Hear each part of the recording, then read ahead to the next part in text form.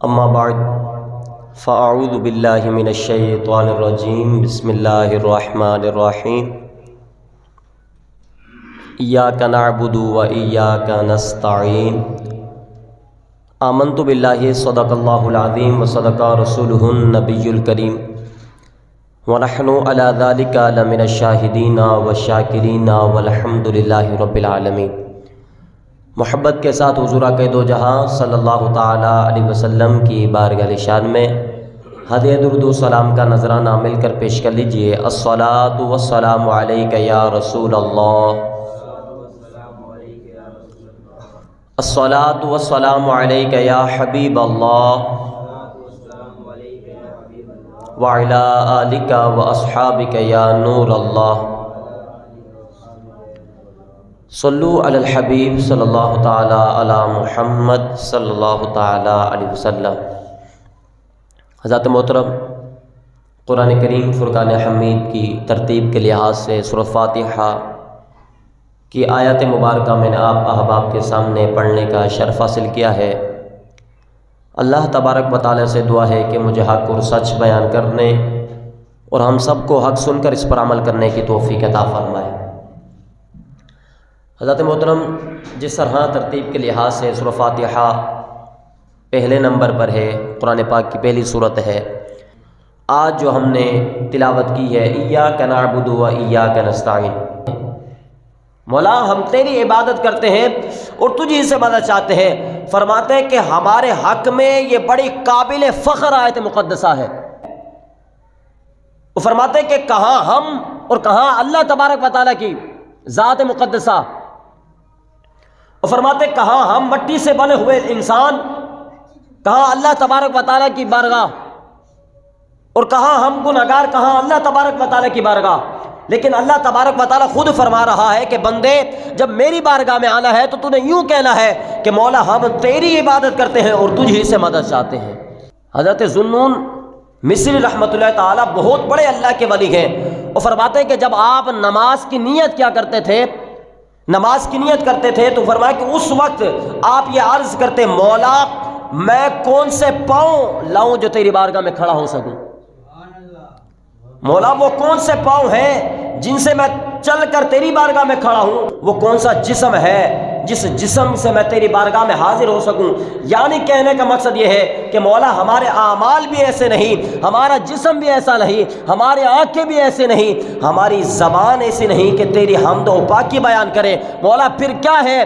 مولا تیرا حکم ہے، تیرے علاوہ کوئی اور در ہی نہیں جہاں جا کر تیری عبادت کی جائے، تیرے علاوہ کوئی اور در ہی نہیں، تیرے علاوہ کوئی اور ذات ہی نہیں ہے جو ہم کہیں اور جا کر اپنا ماتھا جھکائیں، اپنا سر جھکائیں۔ وہ واحد تیری ہی ذات ہے، تیرے آگے ہی جھکتے ہیں۔ ایاک نعبد و ایاک نستعین، اور تجھ ہی سے مدد چاہتے ہیں۔ فرمایا کہ یہ اللہ کا ہم پر احسان ہے۔ یہ ہم 12 مرتبہ کہتے رہتے ہیں کہ آج اگر کوئی 5 وقت کی نماز پڑھ رہا ہے نا، یہ حضرت ذوالنون مصری رحمۃ اللہ تعالیٰ کے اس قول سے یہ بھی ثابت ہوتا ہے، اگر کوئی شخص 5 وقت کی نماز پڑھ رہا ہے نا، وہ اللہ کا اپنے اوپر بہت بڑا احسان سمجھے، رب کا اپنے اوپر بہت بڑا احسان سمجھے۔ یار آج وقت کا چودھری، وقت کا وڈیرا اپنے گھر میں کسی ایرے غیرے کو نہیں بلاتا، وقت کا چودھری، وقت کا وڈیرا اپنے گھر میں ہر کسی کو نہیں بلاتا، خاص کو بلاتا ہے۔ جو رب کی بارگاہ ہے، رب بھی اپنے جو پسندیدہ بندے ہوتے ہیں انہی کو بلاتا ہے۔ تو فرمایا کہ ایک نہیں بلکہ دن میں 5 مرتبہ بلاتا ہے۔ تو اس کا مقصد یہ ہے کہ رب تجھ سے راضی ہے، اپنی بارگاہ میں بلا رہا ہے۔ اور علماء کرام فرماتے ہیں کہ جس سے رب راضی ہوتا ہے اسی کو اپنے در پر بلاتا ہے، اور جس سے رب ناراض ہوتا ہے کبھی روٹی بند نہیں کرتا، فرمایا کہ کھانا بند نہیں کرتا، سورج کو حکم نہیں دیتا کہ اس کے گھر میں روشنی نہیں ڈالنی، بارش کو حکم نہیں دیتا کہ سب کے گھر میں برسنا ہے تو اس کے گھر میں نہیں برسنا، بلکہ اللہ تبارک و تعالیٰ جس سے ناراض ہوتا ہے اسے فرمایا کہ سجدوں کی توفیق کو چھین لیتا ہے۔ رب جس سے ناراض ہوتا ہے سجدوں کی توفیق چھین لیتا ہے۔ آج میں اور آپ غور کریں، اگر ہمارے پاس سجدوں کی توفیق ہے کہ اللہ کا بہت بڑا ہم پر احسان ہے، اگر آپ سے سجدوں کی توفیق چھین لی گئی ہے تو پھر سچی توبہ کریں، یا ایھا الذین آمنوا توبوا الی اللہ توبۃ نصوحا، اے ایمان والو توبہ کرو توبۃ نصوحا کرو۔ اور پھر میرے نبی کا فرمان ہے، فرمایا کہ توبہ کرنے والا پھر ایسا ہے کہ جیسا کہ اس نے گناہ کیا ہی نہیں۔ تو اب آگے اس آیت مقدسہ میں آیا کہ عبادت کسے کہتے ہیں۔ سوال یہ ہے کہ عبادت کسے کہتے ہیں؟ فرماتے ہیں کہ عبادت ہر وہ کام جو اللہ پاک کی رضا سے کیا جائے اسے عبادت کہتے ہیں۔ اب بھی تعریف مکمل نہیں ہوئی۔ عبادت کسے کہتے ہیں؟ علماء کرام نے فرمایا کہ ہر وہ کام جو اللہ پاک کی رضا سے کیا جائے، اور فرمایا کہ وہ شرعاً اس میں کوئی قباحت بھی نہ ہو، وہ عبادت کہلاتا ہے۔ شرعاً اس کے اندر کوئی ممانعت نہ ہو، شریعت کی طرف سے اس کے اندر کوئی رکاوٹ نہ ہو، روک ٹوک نہ ہو، اس کام کے کرنے پر فرمایا کہ وہ کیا ہے؟ عبادت ہے۔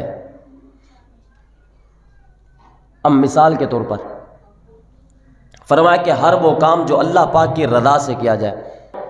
ایک انسان فجر کے لیے اٹھ کر آیا، ٹھنڈے پانی سے وضو کیا، کب کب آتا وہ پوری نماز پڑھی، اور نماز کے تمام ہی واجبات، فرائض، ہر چیز کو مد نظر رکھتے ہوئے بڑے ہی سکون کے ساتھ، اطمینان کے ساتھ نماز مکمل کرتا ہے، لیکن نیت یہ ہے کہ لوگ مجھے دیکھیں کہ میں فجر کی نماز پڑھ رہا ہوں۔ فرمایا کہ ریاکاری کی نیت ہو، فرمایا کہ ایسی عبادت منہ پر مار دی جاتی ہے، رب کی بارگاہ میں قابل قبول نہیں ہوتی۔ فرمایا کہ ہر وہ کام جس میں اللہ پاک کی رضا ہو اور اس میں شرعاً کوئی قباحت نہ ہو۔ اب شرعاً کوئی قباحت نہ ہو، اس کی مثال لوگوں کی مدد کرنا کیا ہے؟ ثواب ہے۔ لوگوں کی مدد کرنا کیا ہے؟ ثواب کا کام ہے۔ اگر کوئی شخص نیت کرتا ہے کہ یار میں چوری کر کے، ڈکیتی کر کے لوگوں کی مدد بھی کروں گا، خود بھی کھاؤں گا، چوری کر کے خود بھی کھاؤں گا اور لوگوں کی بھی مدد کروں گا، کیا اس کا یہ عمل درست ہے؟ نہیں، اور اس کا یہ عمل بھی غلط ہے۔ اور اس پر فرمایا کہ جو نیت کی ہے، اور نیت تو بہت ہی خطرناک کی ہے، کیونکہ گناہ کے کام پر نیت کرنا، گناہ کے کام پر نیت کرنا، اور فرمایا کہ اتنا خطرناک ثابت ہو سکتا ہے کہیں وہ دائرہ اسلام سے خارج بھی نہ ہو جائے۔ گناہ کے کام پر نیت کر رہا ہے، وہ فرمایا کہ اتنا خطرناک اس کے لیے ثابت ہو سکتا ہے کہیں وہ دائرہ اسلام سے خارج ہی نہ ہو جائے۔ تو عبادت کیسی کرنی ہے؟ عبادت کہتے اس کو ہے، فرمایا کہ جس میں رب کی رضا ہو اور شرعاً کوئی قباحت نہ ہو، اس عمل کو، اس کام کو عبادت کہا جاتا ہے۔ اب آگے چلیے، حضور سیدی غوث اعظم رضی اللہ تعالیٰ عنہ آپ فرماتے ہیں، آپ کا فرمان بہت ہی پیارا، حضور سیدی غوث اعظم رضی اللہ تعالیٰ عنہ آپ فرماتے ہیں کہ عبادت ترک عادت کا نام ہے۔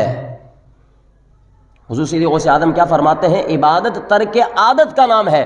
مثال کے طور پر بچہ کیسا ہی ہو، لولا ہو، لنگڑا ہو، کم ذہن ہو، عقل مند نہ ہو، لیکن اپنے بچے سب کو اچھے لگتے ہیں، لیکن دوسروں کے بچوں پر بھی محبت کی نگاہ رکھنا، شفقت کا ہاتھ پھیرنا، فرمایا کہ یہ عبادت ہے۔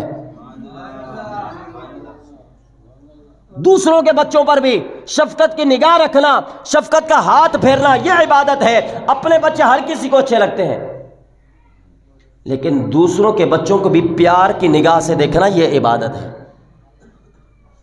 مال ہر کسی کو اپنا اچھا لگتا ہے، مال ہر کسی کو اپنا اچھا لگتا ہے، لیکن دوسرے کے مال کی حفاظت کرنا، یہ عبادت ہے۔ عزت ہر کسی کو پیاری ہے، انسان کی عادت یہ ہے، انسان کی فطرت میں یہ ہے کہ عزت ہر کسی کو اپنی پیاری ہے، لیکن فرمایا کہ عزت تو ہر کسی کی تو اپنی پیاری ہے ہی ہے، لیکن دوسرے کی عزت کرنا اور اس کی عزت کو مد نظر رکھنا، یہ عبادت ہے۔ اللہ تبارک و تعالی نے ہمارے آنے کے مقصد کو بیان فرمایا ہے قرآن پاک میں۔